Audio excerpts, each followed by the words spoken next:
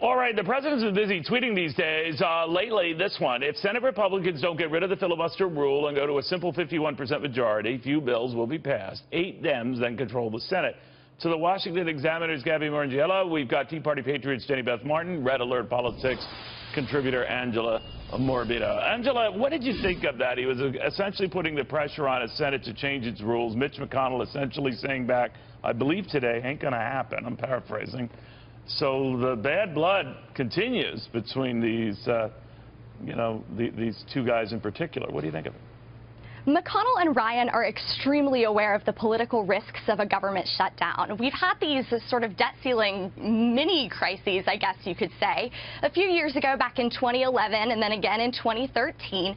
And every single time, no matter who was in control of the legislature and the White House, it has been politically devastating for Republicans.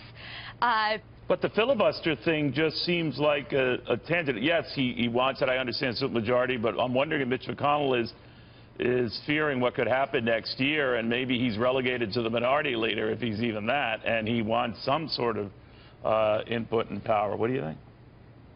Right. McConnell is certainly trying to keep, the authority of his position and to keep as much as he has. But this whole controversy over the filibuster is happening because of Harry Reid. If you want to know who broke the Senate, that's who you look to. Unfortunately, you have this mess with the filibuster rule because Democrats couldn't pass things the normal way. So now they've effectively broken the process, and you see Republicans kind of drawing lines and lining up on either side. No, you're quite right about that. It started with judicial appointments and getting a simple majority, and here we be.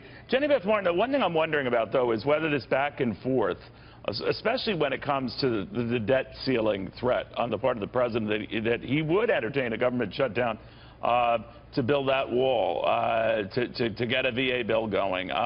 Both of those, no matter how much you think of those efforts, are spending efforts, which would essentially mean attaching a spending measure to a debt ceiling increase that calls for still more spending. Yeah, what we need to have, I think what the president is doing is right. He's trying to get some of the things in his agenda attached to must-pass legislation. And so he's on the right track there. What we want to see is spending reform. Should the President of the United States be the one championing, should the President of the United States be the one, and Gabby, I'll raise it with you, advocating shutting down the government? I mean, if there's something that he really wants to ensure is included in this spending package, then that's one tool that he has at his disposal. But I do think the consequences of that were something that we saw yesterday during the White House briefing, in which he was asked, the White House press secretary, Sarah Huckabee Sanders, was asked, is the president advocating for a taxpayer-funded border wall? Does that mean that he's given up on making sure that Mexico is paying for this campaign promise? And I think that that's where it gets difficult when you weed into this government shutdown talk. It really makes it seem like he's reneging on some of these promises that he made, and that's not a good look for this White House. You know what, I step back, guys, and you're very closely attuned to these developments, but I step back and say, whatever the justification of his arguments, Mitch McConnell's arguments, these are arguments that are getting in the way of tax reform, which I think is very much in doubt this year. That's just me. But what do you think, Angela? Well, no matter what we go to, whether we raise the debt ceiling or whether we, the taxpayers, end up paying for that border wall, there's no good solution for the American taxpayer in this as of yet. No one's been providing it.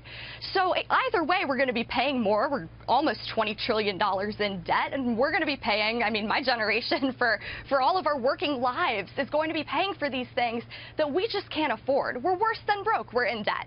And that's a big problem. You're a lot younger than I am, so it looks like I get in under the wire, so I'm sorry about your generation. But, Beth, I am curious as to what you think happens if it looks like tax cuts don't happen. Well, I think the tax cuts have to happen, and they're going to happen. I don't know exactly when they're going to happen, but that's something that the Republicans and the president absolutely have to do. And the fact is, as far as shutting down the government, fighting on the debt ceiling, it's the right thing to fight on. 57% of Americans do not want to see the debt ceiling increase. They cannot go and increase it with a blank check, and I think that the president should still more spending. I agree with you on that, but why attach more spending to it and make that your holy grail? I agree with you that we should be looking at spending reforms, and Right. I think that the president should be pushing the Secretary of Treasury to get spending reforms attached to the debt ceiling increase.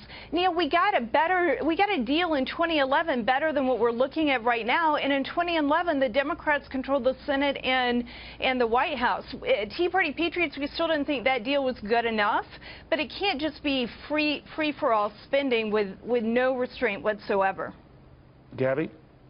I mean, I agree with Jenny Beth. I think that this entire argument over the debt ceiling is something that's going to delay tax reform even more. You know, we've already heard this rhetorical push back to, first it was before August recess, we'll have something done on taxes, whether it's a tax package or broad tax cuts. Now it's after August. Now it's, you know, at the end of 2017 is what Gary Cohn said in an interview today. So I do think that all of these legislative items that Congress needs to address in the next few days are really going to complicate tax reform even further, right. and that's not something positive that this administration is facing. Yeah, at the very least, it is a big old distraction. Guys, thank you all very, very much.